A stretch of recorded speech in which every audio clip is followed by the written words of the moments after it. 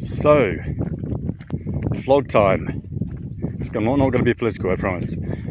Just finished. Well, finishing, I hope, when I get to the main road. Otherwise, it's a 6-hour walk. I've been walking since 7 a.m.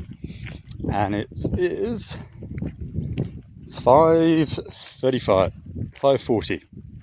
So, yeah, like 10 hours and a bit. Probably 10 hours walking, actually, as I haven't had, except back there, hence this vlog, more than a 10-minute break. I don't do breaks more than 10 minutes. It's literally just for food, usually, just to sit down, kind of grab some cashews and peanuts, which is what I brought with me. I also brought pistachios. These are the perfect snacks you want when you're hiking. But then I did this loop, so 10 hours. I got lost for a bit in the scrub, so cut my legs to bits, trying to do a shortcut. Originally, I wanted to ascend the highest peak, and I was really close, only like a 10-minute ascent.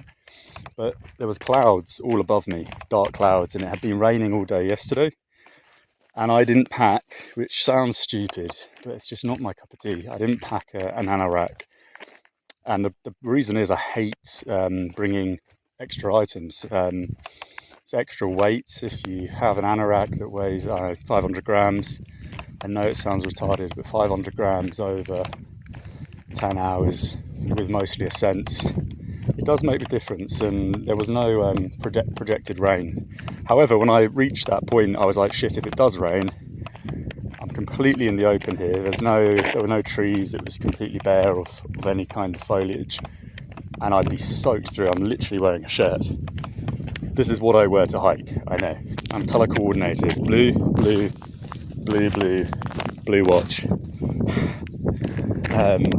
But I feel like it makes a difference when you wear a shirt. People look at you like you're a gentleman, I think. And when I got to this medical station, which is what it's called, the kind of endpoint, if you like, with a very historic, Germanic-looking building, there's a little shop, and I wanted to get a taxi. Well, not a taxi, but I wanted to hop in a ride with some people that were leaving.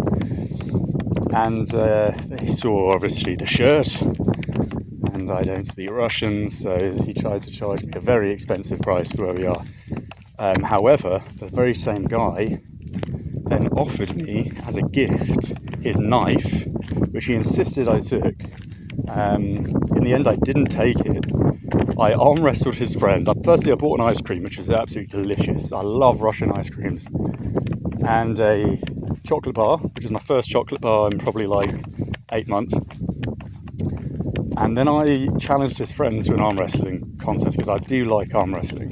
But what I find is people cheat. I never cheat when it comes to sports. Actually, I never cheat. I know I say when it comes to sports.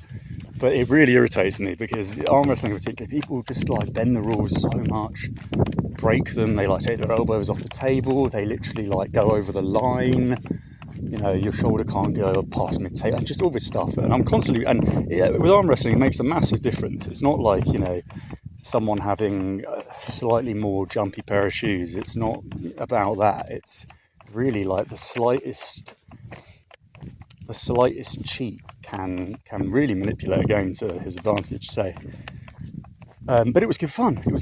I lost, but I commanded their respect, apparently. So as I was leaving, he still tried to give me his knife. I was like, oh, that's very kind, but no, I have to go on the plane. And then they offered me weed, which is bizarre, because we're in the middle of nowhere. This is where we are. It's absolutely stunning. It's just gorgeous, isn't it? Yeah, they offered me weed. I was like, no, thank you. And then, as I was leaving, he got some money and shoved it in my pocket, slightly touched my cock. I'm not sure if that was the intent. But he's like shoving it in my pocket. I was like, no, I don't want any money. He's like, no, Kazakhstan, we have to give you a gift. So I've actually profited from the day. I have money in my pocket, and it was a bloody good time. So yeah, the Karkaraly National Park where I am now, absolutely magnificent. And as I said to a friend on Telegram, I think today I saw the most beautiful place I've ever seen in my life. And that's a massively bold statement, remembering I've been travelling now for 12 years. And I've seen a lot of beautiful places, and you forget a lot of them too. So I guess it's not fair, but this was like just a complete paradise. It's not even on the map. I think I'm the first person to find it, and you see a lot of the places around here, as natural as they are. This used to be far more populated when it was part of the Soviet Union. It was really a big ski camp and a big holiday camp. So you'll be up in the middle of nowhere in and around the main park area, and you'll always find glass, you'll find graffiti 100% of the time, no matter how deep into the crevasse you are, no matter how high up on the peak you are, you'll find graffiti. Often it's from the 70s or 80s.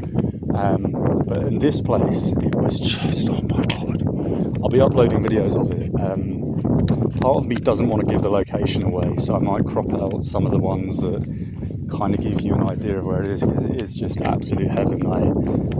In the video I compared it to, there's a Disney movie called Holes, and basically it's about a guy who goes to like those camps that kids go to when they can't go to jail, basically, and they have to just dig holes all day. That's the name of the movie. And he escapes through the desert, and as he's about to die, he ascends this peak looking for water, and he finds at the top of the peak a little oasis, and there were wild onions there, so he lived off the wild onions until he was found. But fuck me, this place is exactly like that, an absolute paradise in a very arid part of the park, climbing up all these peaks, and then just boom, this just godly oasis, just the fucking pampas grasses floating around, and it was so surreal. I can't describe it. You'll have to see it, and the video won't even do it justice either. And looking at this video as well, I'm looking baked, man. I'm looking red. I only put sun cream on my nose, which seems to have held up.